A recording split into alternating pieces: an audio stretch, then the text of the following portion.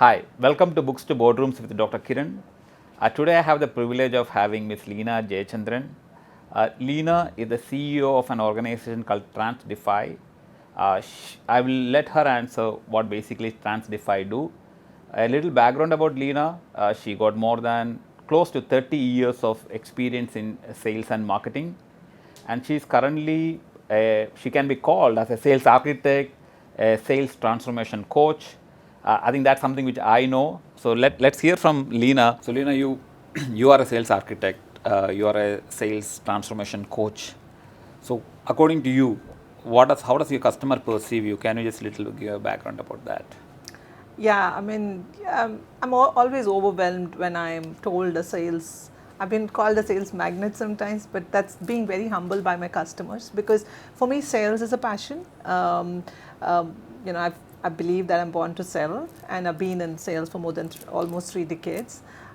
One thing which customers remember me for is I help them buy. I don't sell in my selling world. So I help them see the vision of their solution so that it can help them make a decision. So that's typically what my clients identify me as, helping them solve their business problems. And also very important factor is if there is something I cannot do from that requirement, I am very transparent about it. So my credibility is something which I keep at the core. So these are the areas which this is how my clients remember me within this market or anywhere in the world I work with my clients. So you do international markets also. Yes. So when you say you're a sales architect, sales transformation, everything is revolving around sales. So now, for the benefit of the students across the world who aspire to be in sales or people who are already in the sales, so I like to focus the interview more on that particular aspect. So let's start with asking this. Now, are we still post-pandemic? Do we still have the impact of pandemic in the market right now, or do you think that in this region, salespeople can go back to their normal way of selling? I mean, I would love to say that we are in a post-pandemic era. That's nice to hear. I wouldn't say we are out of the pandemic or we are in the post-pandemic. I would call it that we are in the new phase in this world. I would say the progressive power phase. We are wearing some new lenses. We are wearing new glasses and looking at the world because everything is changing, right? It's not only for the sales world, but also from the buying world. Technology is speeding up, accelerated. It was there, we were getting there, but now it's actually 10x moved faster than we thought. So going back into old ways have never been an option, even when it was pre-pandemic, because things have been constantly changing. Competitors are changing, the way your customers are thinking are changing, the way the sales organization is thinking is changing, the cultures are changing, and actually correlating it back to what's happening with the millennials, the way they are thinking is changing because their exposures to what's happening in the technology world or to what's happening around there, they're so well connected, right? So it's now more of a reverse learning.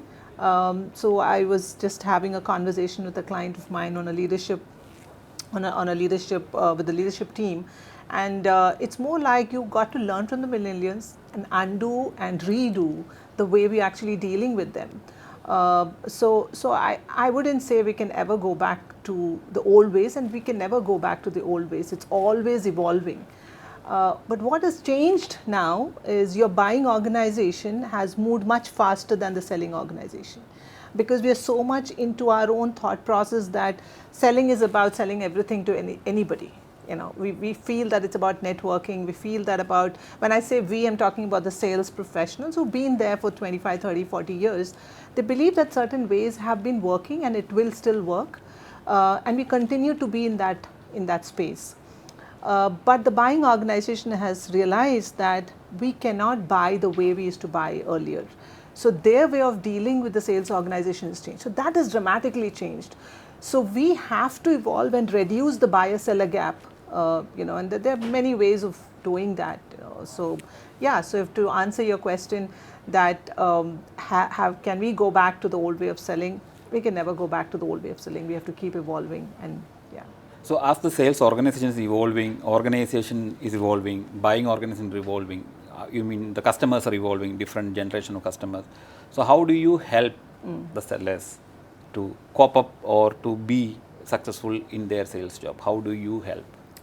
Yeah, because see, what's happening is sales has always been looked as a customer. You got to be engaging with your customer. That's always we tell them, right?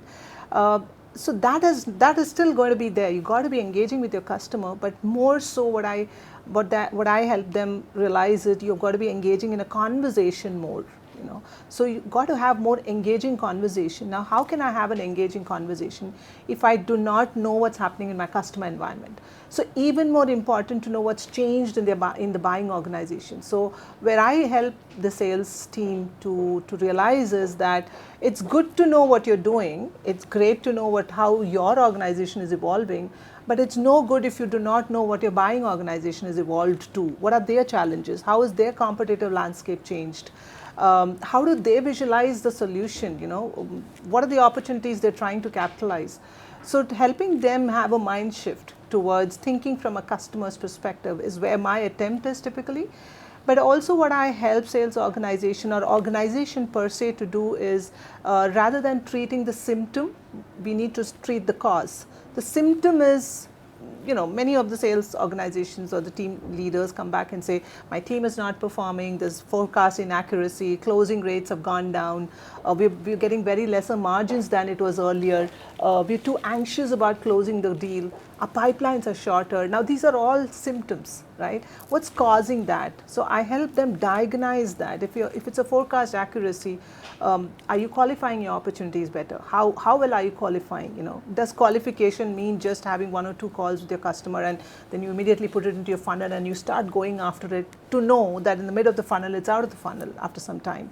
So the cause is basically they do not probably have the tools to really understand how to qualify the opportunity. They're not having engaging conversation. They're not building the solution along with the customer. Maybe they're not catching up pace with what's changing in their customer environment. So helping them see completely from a customer's perspective is what my attempt is, and breaking it down to also the competency levels of the salespeople today. Because when things are changing, you need to also bring in those competencies who can adapt to that change. Even while you're having that coffee or a conversation, are you really trying to have a discussion around what's changing in their business? Are you sharing with them? I always say, instead of informing them, inspire them. This is what your buying organization is telling. So are we thinking in that direction? And my attempt is to completely break down that whole structure and, not to reinvent the wheel, but to redefine or retune it. And that's where the impact. So treating the cause is what I help them rather than symptom. Yeah. So if I cut short that what you told, it's not only just giving a little soft skills training about customer relationship. You do a 360-degree analysis and then break down the whole thing and then identify the cause and give them a solution so that there will be a complete new thought process from the salespeople's point of view and an organization's point of view. Absolutely. I think that's something which is very important rather than just going for a normal sales training. Absolutely. And also mapping the talent to the right skills. Talent sits in the center force. Like I say, sales is a center force of the organization. And now that team, what kind of competency, what kind of talents do you have? Who's sitting in that center force? It's like the forefront, they are the soldiers, right? So and helping them really identify what are those competencies which needs to be there in those sales teams, in those sales professionals, and how do we help? So I help them map with industry, with region, clearly on tangible results. So if I have the right talent, when I say right to what the organization needs, there's nothing called a perfect right. So what the organization needs, what the role needs, what the region needs, what's the culturally how it needs to be, what kind of diversity needs to bring in, and purely from a sales competency side. Then you see that the teams are having better engagement because you have the competencies. So typically a 360-degree, as you said, and training is one part of the whole journey, because training for me is about coaching them towards, so I don't like to call it training, because training is a one-time thing, right? Coaching is a consistent thing, and for anything to sustain, you need to have consistent, behavior being driven. So changing behavior that allows them to have a changed experience is where I play a major role. So because you are talking more about the sales, see the new terminology which is running around in the recent phase is sales enablement. Yes. So can you just throw what exactly is sales enablement, and do you play any role in this particular terminology? Yeah, so that's typically where it is actually connecting back, and I love that question of enabling. When you enable someone, then you are actually preparing that person to a better, outcome. When you train someone, then it's the one-time thing. I've trained someone and that's over. But when you enable, you're actually empowering that person across all areas of their skills and getting them to drive results. So sales enablement, I'm seeing this, happening. Organizations are taking it very seriously because it's no more a sales training department, but it has to be a sales enablement department, wherein I definitely play a big role, and that's what I recommend organizations, that if you really want to see change and change in your sales team, in your revenue, you need to have that department established, because it's a consistent support for the sales team to coach them over and over and over again to make them better. So yeah, I think sales enablement is the term which we need to have within organization, and that's exactly where I connect with those teams to help them treat the cause, and so the symptoms are totally taken care of. So in line with this other teams, how important, so when you do for a proper coaching of sales team, and sales is the forefront. Yeah. Organizations are based on sales. The rest are all support functions. Yeah. Whether you call it finance, operations, HR. If the sales is not going to bring the sale, the organization is not going to grow. Yeah. So what is your role? So when you go on take a sign up an organization, how much importance you give for other departments? Do you you try to understand their role, you try to understand what sort of involvement you try to bring from their side, so that the salespeople are enough supported for them to bring those change, and enablement is part of that. But can you Yeah. tell your strategy or how you do it? Yeah. So, I mean, I love this, because this is exactly what we go and have the conversation, that how much does your back end or your operations or your finance think like a customer?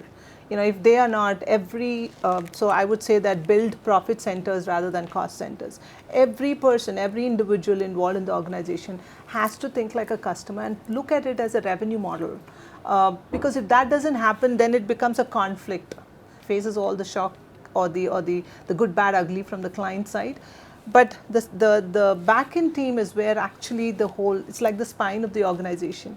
So I identify that how does the other teams actually think like the customer, what kind of support are they giving, where are the cracks in the wall, so that entire diagnosis, and that is why we call it the 360 degree, and that is why we don't do just a training, because once I train and go, you can't see an impact. It's a good feeling, but if you really want to drive the metrics, so we go into understanding the back office first. How does the entire process work, right from identifying an opportunity to closure? What's the journey, and where are those areas we need to plug in?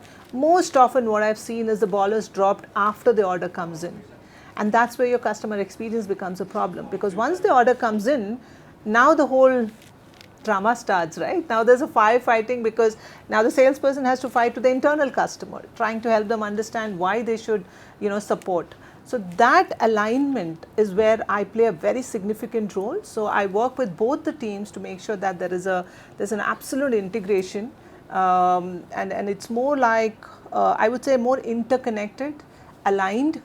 Only then you can. So that agreement I get from the leadership. Anything to do with transformation is top down. So I think why I asked this question is that my previous career was more than 17 years in sales. When I was heading the sales department also, I do come to know from my sales team that they come and say that it's easy to get an order from the customer, yeah, but it's extremely difficult to get an order process from the organization, whether it's yes, credit department, finance, operations, a lot of. I mean, this is after sales, after you getting the order, and before yeah, orders, HR and other policies plays a role, and it's very important that when you are a sales enabler or a sales coach, and when you say an architect, it's yeah, not only the what you see outside. I think the yes, whole from the base you do that. Yeah. I think that will be the reason why we start the whole question, that why the market calls you as a sales guru or a sales architect or sales transformation coach, because when we talked about the enablement part also, the salespeople should feel the difference, yes, after your coaching, not only to them, because they see that you help the organization to give more support to the sales team, and yeah, how you change them. So Yeah. how you transform the other support division, I think that's what most of the organization needs. And I'm Yes. sure whoever is watching this interview, who are in a sales position, I think if they feel there's a gap, I think I'm sure they can get in touch, or you can be reached Of by course. them, right? Of You're based out of course. Dubai. I'm based in Dubai. This is second home for me. Okay. So been here in this market for 20 years. So I understand, I mean, like you said, yeah, I mean, if transformation is what you're looking for, I'm not saying you shouldn't do training. It's about taking an informed decision, right? And your sales team wouldn't actually be cooperative if that part of the function is not fixed, because they know I've been trained, I've been coached, but now when I'm going back into the old problems, so can we fix that? So yeah, the guru is a big word. I'm not. I kind of help them architect the whole process, and why is it important to have that cultural change in the whole organization is where I actually play a role. And of course, they can reach out to me on LinkedIn, my email. No, I think Yes. I will provide those during my interview, so Yes. that because I want help you to help the sales team so that they will be successful Yes. in this particular market. Yeah. Thanks a lot, Leenna, for your Thank you. time. Thank It was you. pleasure talking to you and talking more about the importance of the support function, sales enablement, and how the post pandemic, how the organization should look into the sales organization, because that's going to be the key. Yes. Thanks a lot for your valuable time. Thank you. And looking forward for further interaction. Thank you so much, Kiran. Always a pleasure. Thank you for having me here. Thank you.